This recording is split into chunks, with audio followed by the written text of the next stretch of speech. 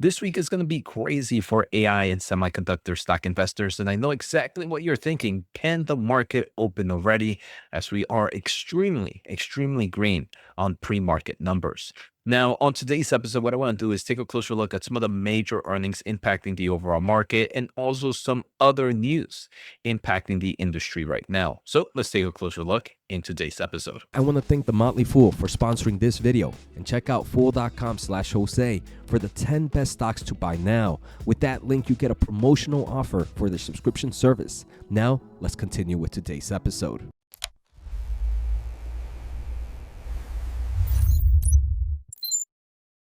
Earnings, if you are a semiconductor investor, Monday, you have some interesting companies. You have Cadence happening on after the close Monday. You have Amcor, and you also have NXP. You also have Rambus actually happening on Monday. Now, on Tuesday, there is one that's really focusing a little bit in the storage space, and that's Seagate.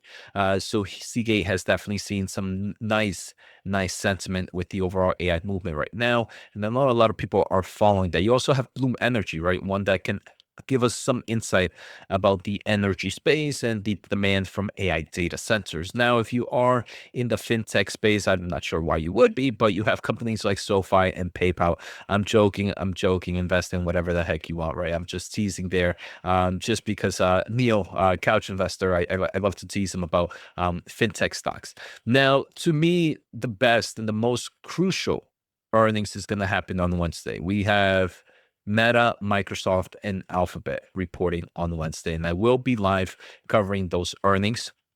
But to me, this is super crucial for my AI semiconductor investing stocks like AMD and NVIDIA. And the main reason is, while I don't believe any of them will say AMD or NVIDIA by name, the overall understanding of what's happening in the ecosystem, and they, for some reason, increase capital expenditure, that can be bullish for the semiconductor industry. If they continue to see massive growth in the AI cloud, that can be bullish for semiconductor and AI stocks.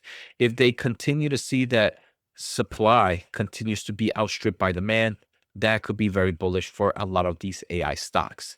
Now, other stocks that right now have gotten very popular are your AI infrastructure players like your CoreWeave, your NBIS, your Iron, and then kind of like the Bitcoin miners turn into PowerShell companies are also ones that can actually get a really good movement from these three stocks. If during any of the earnings calls from any of these players, and we also have Amazon on Thursday here, that would be crucial and fall in the same space. If any of these players says that we are so constrained in supply right now, we have too much demand, that we're working with other companies. They might not name anybody, but if they mention that they're working with other companies to build up AI infrastructure even faster, those AI infrastructure companies can definitely see a nice momentum.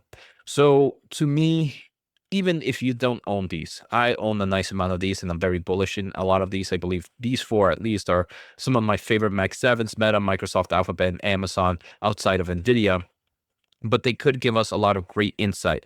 And that's what we'll be covering in this channel, right? I will most likely be doing an earnings video on Wednesday for all these companies: one for Meta, one for Microsoft, one for Alphabet. So don't skip this channel. Make sure to hit the thumbs up and subscribe. And I will be looking at it in the eye of an AI investor and a semiconductor investor, right? That's how I'm going to be looking at these earnings.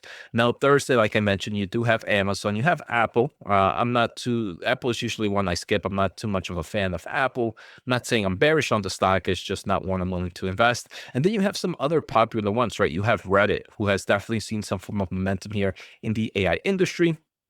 You also have Cloudflare Net, who's seen also some momentum with the AI space as well. So this week, while we don't have any crucial or major semiconductor companies, it does already paint a picture of how the ecosystem is going, right? Microsoft telling us about the computer and the consumer market can easily tell us what maybe companies like AMD and Qualcomm might be seeing. Same with Apple, right? They tell us how the phone industry is going. We can kind of understand how certain semiconductor companies might be reacting.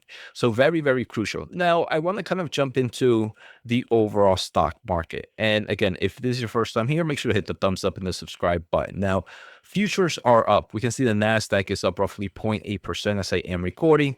The S&P is up roughly 0.62%. Now we'll see why these are up right now, why the futures are up. But if you do jump into Robinhood has 24-hour trading.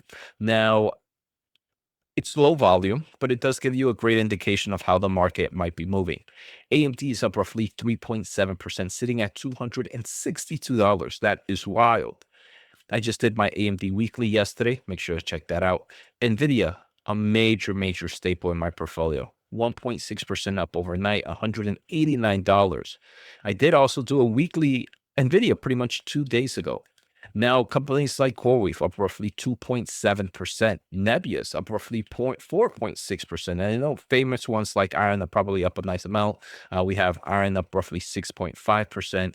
And one of my favorites, White Fiber, it doesn't seem like it has 24-hour trading right now, but we see this overall momentum right now happening in the AI ecosystem and just the overall market in general, especially in tech. Now, what's happening? So this week, outside of crazy earnings, we also have two other things that could create a lot of volatility for the market. So first is investors expect the Fed to slash rates at its meeting on October 29th. That October 29th will be on Wednesday, the same day when we have those crazy earnings. Right now, based on CNBC, slightly more than 96% of investors expect a deep rate cut to 375 to 400 basis points, while about 3% are betting on reduction of 400 or 425 basis points. Now, like I mentioned, big tech companies are also reporting on earnings that can add to the volatility. And outside of that, we also heard from the US president that US President Donald Trump and China president are scheduled to meet in South Korea on Thursday in an attempt to ease trade tensions, and events that could offer significant clarity and reassurance to investors, right? We keep seeing these meetings scheduled on, scheduled off, tensions increasing, tensions decreasing. U.S. Treasury Secretary recently indicated that the talks between the leaders have been constructive, far-reaching in depth, which could move the needle on negotiations. So it seems like things are looking good right now. Now, on the other end, right, things are looking pretty bullish, at least with the tensions with U.S. and China. Things like this can continue to flip flop, and that will continue to be a volatile market.